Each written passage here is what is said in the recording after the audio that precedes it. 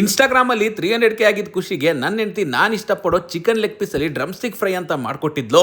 ಸಖತ್ತಾಗಿತ್ತು ಗುರು. Recipe ತಿಳಿಸ್ಕೊಡ್ತೀನಿ ನೋಡಿ, ನೀವು ಕೂಡ ಟ್ರೈ ಮಾಡಿ.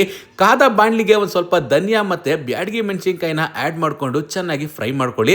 ಅದಕ್ಕೆ ಒಂದು 3 ಲವಂಗ ಹಾಗೆ ಒಂದೆರಡು ಚಕ್ಕೆ ಪೀಸು, ಅದ್ರ ಜೊತೆಗೆ 1 ಟೇಬಲ್ ಸ್ಪೂನ್ ಆಫ್ ಜೀರಿಗೆನ ಆ್ಯಡ್ ಮಾಡಿಕೊಂಡು ಮತ್ತೆ ಫ್ರೈ ಮಾಡ್ಕೊಬೇಕಾಗುತ್ತೆ. ಆರದ್ಮೇಲೆ ಮಿಕ್ಸರ್ ಜಾರ್ಗೆ ಶಿಫ್ಟ್ ಮಾಡ್ಕೊಳ್ಳಿ. ನಾನಿಲ್ಲಿ ನಂದೂಸಿಂದ ತಗೊಂಡ್ಬಂದಿರೋ ಚಿಕನ್ ಯೂಸ್ ಮಾಡಿಕೊಂಡು ಫ್ರೈ ಮಾಡ್ತಾ ಇರೋದು. ಯಾಕೆ ನಂದೂಸ್ನೇ ಚೂಸ್ ಮಾಡಿದೆ ಅಂತಂದ್ರೆ, ನನ್ನ ಲೈಫಲ್ಲಿ ನಾನು ಇವತ್ತವರೆಗೂ ಚಿಕನ್ ಅಂಗಡಿ ಒಳಗಡೆ ಹೋಗಿಲ್ಲ.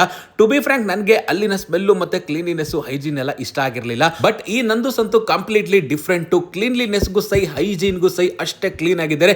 ಯಾವುದೇ ರೀತಿಯ ಫೋಲ್ ಸ್ಮೆಲ್ ಅಂತೂ ಒಳಗಡೆ ಇರಲಿಲ್ಲ.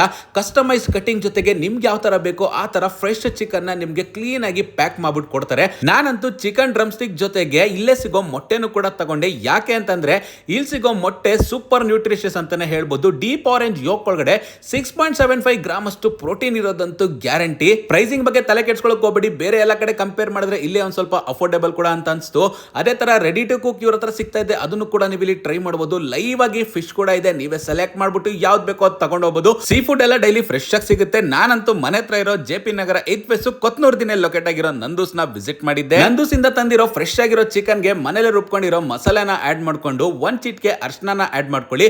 ಶುಂಠಿ ಬೆಳ್ಳುಳ್ಳಿ ಪೇಸ್ಟ್ ನ ಆಡ್ ಮಾಡ್ಕೊಂಡ್ ಮೇಲೆ ರುಚಿಗೆ ತಕ್ಕಷ್ಟು ಉಪ್ಪು ಹಾಗೆ ನಿಂಬೆ ರಸ ಎಲ್ಲ ಹಿಂಡಿ ಚೆನ್ನಾಗಿ ಮಿಕ್ಸ್ ಮಾಡ್ಕೊಬೇಕಾಗುತ್ತೆ. ಅರ್ಧ ಗಂಟೆಯಿಂದ 1 ಅವರ್ ನೆನೆಯೋದಕ್ಕೆ ಬಿಟ್ರೆ ಕ್ಲೀನ್ ಆಗಿ ಮ್ಯಾರಿನೇಟ್ ಕೂಡ ಆಗಿರುತ್ತೆ.